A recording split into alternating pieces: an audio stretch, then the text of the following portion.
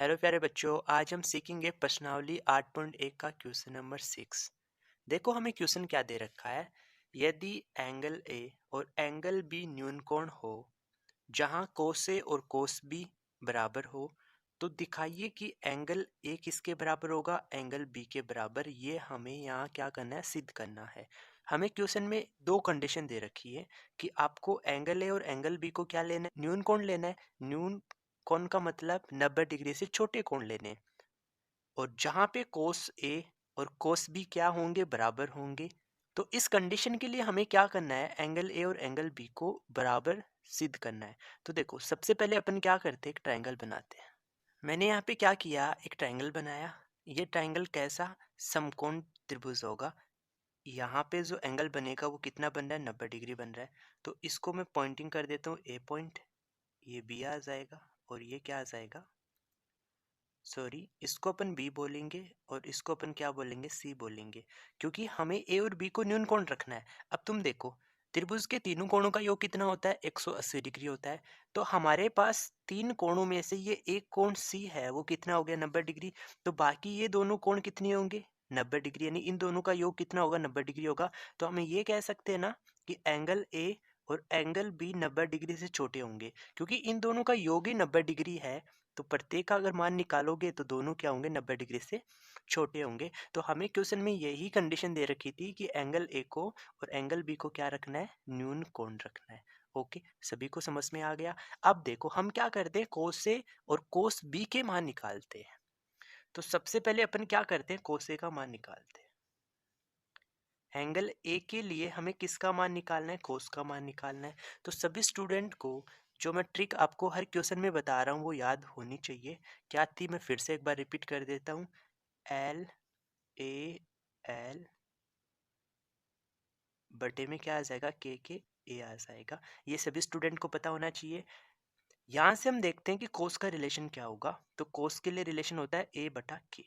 कोस के लिए क्या रिलेशन आएगा, ए बटा किया आ जाएगा। लेकिन यहाँ पे हमें कोस का रिलेशन किसके लिए देखना है, एंगल ए के लिए। और एंगल ए आपको इस समकोण त्रिभुज में कहाँ दिख रहा है, यहाँ दिख रहा है। और मैं आपको हर क्वेश्चन में बता रहा हूँ कि इस एंगल ए के सामने की जो भुजा होती है, एंगल ए के सामने की भुजा होती है, उसको हम हमेशा लंब कहते हैं।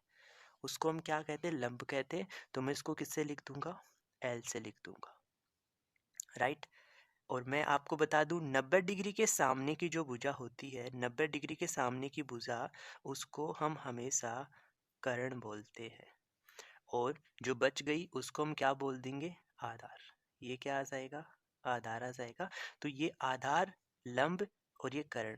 कर्ण तो फिक्स रहता है, लेकिन आधार और लंब किसके लिए, एंगल ए के लिए है। तो मुझे यहाँ से कोस ए का मान चाहिए, तो मैं मान रख देता हूँ। देखो मुझे आधार क्या मिला, एंगल ए के लिए मुझे आधार यानी कोस ए के लिए मुझे आधार क्या मिला, ए सी। ये आधार है तो आधार को मैं क्या लिख दूंगा, ए सी। ए सी आ जाएगा। और डिवाइड में कर्ण मुझे कितना मिला, ए बी। कर्ण कितना आ जाएगा, ए बी आ जाएगा। ऐसे ही मुझे क्या करना है, कोस बी का मान निकालना है। किसका मान निकालना है, कोस बी का। तो कोस के लिए रिलेशन तो यही होगा, ए बटा के। अब देखो हमें एंगल कौन सा दे रखा है, या बी दे रखा है। तो बी के अनुसार अपन क्या करते हैं, आधार और लंब पहचानते। करंट तो ये रहेगा, आधार और लंब अपन देख लेते हैं। तो देखो एंगल बी यहाँ है, तो मैं हर बार बता रहा हूँ एंगल बी के सामने की भुजा जो होगी वो क्या होगी, लंब होगी। तो इस बी एंगल के लिए ये क्या होगा, लंब होगा। ये क्या हो जाएगा, आधार हो जाएगा। और करंट तो यही रहेगा। ओके, अब देखो तो कोस बी के लिए आधार क्या होगा, यानी एंगल बी के लिए आधार क्या आ जाएगा, बी सी आ जाएगा। आधार क्या आ जाएगा, बी सी। तो यहाँ पे मैं क्या लिख देता हूँ, बी सी। और डिवाइड में इसके लिए करंट क्या आएगा, ए बी। करंट तो क्या आएगा, ए बी आएगा। सभी स्टूडेंट को इतना समझ में आ गया होगा। अब हमें एक और कंडीशन क्वेश्चन में दे रखी है कि कोस ए और कोस बी बराबर हैं। ऐसा क्वेश्चन में कहा गया है, क्या कहा गया है, कोस ए बराबर कोस बी। तो आपने यहाँ से कोसे का मान निकाला, रख दो। कोसे का मान हमने कितना निकाला, ए सी बटा A B equal to cos B का मान हमने कितना निकाला, बी सी बटा ए बी। अब देखो यहाँ पे भी हर में ए बी है और यहाँ पे भी हर में ए बी है, तो ये दोनों क्या हो जाएंगे, कैंसिल हो जाएंगे। तो हमारे पास यहाँ पे क्या बचा, ए सी इक्वल टू क्या बचा, बी सी बचा। अब आप उस त्रिभुज में जाके देखो कि AC और BC कौन सी भुजा है। तो देखो AC हमारे पास ये भुजा है जो 90 डिग्री के साथ कोण बना रही है, और BC ये भुजा है। तो क्या समझ में आया कि यहाँ पे AC भुजा और BC भुजा बराबर है, यानी ये जो भुजा और ये भुजा आपस में क्या है, बराबर है। तो ये कैसा त्रिभुज बन जाएगा, जब इन दोनों को देखोगे तो ये बन जाएगा समद्विबाहु त्रिभुज। यानी जब दोनों भुजाएं बराबर होती हैं तो इनके सम्मुख जो कोण होंगे वो भी क्या होते हैं, बराबर होते हैं। तो इस भुजा के सम्मुख कोण कौन सा होगा, एंगल बी होगा, और इस भुजा के सम्मुख कोण कौन सा होगा, एंगल ए होगा। तो ये दोनों कोण भी आपस में क्या होंगे, बराबर होंगे।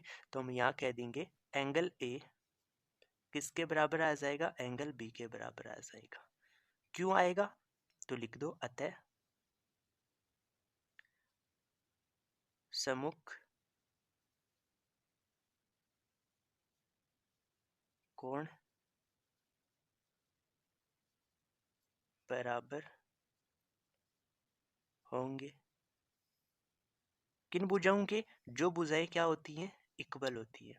AC भुजा और BC भुजा इक्वल है, तो इनके जो सम्मुख कोण हैं वो भी क्या है, बराबर है। और हमें क्वेश्चन में यही चीज प्रूव करके बताना था कि एंगल A एंगल B के बराबर होगा। तो ये हमने प्रूव कर दिया। तो हमारा ये क्वेश्चन का सॉल्यूशन बन गया है। आई होप सभी स्टूडेंट को समझ में आ गया होगा। अगर आप कंप्लीट चैप्टर 8 का सॉल्यूशन सीखना चाहते हो तो मैंने आपको प्लेलिस्ट बना के दी है, वहाँ से जाके आप प्रत्येक क्वेश्चन का सॉल्यूशन सीख सकते हो। ओके, वीडियो अच्छा लगा तो आप वीडियो को लाइक करें, चैनल पे पहली बार विजिट करें तो चैनल को सब्सक्राइब कर ले। Okay, thank you for watching video.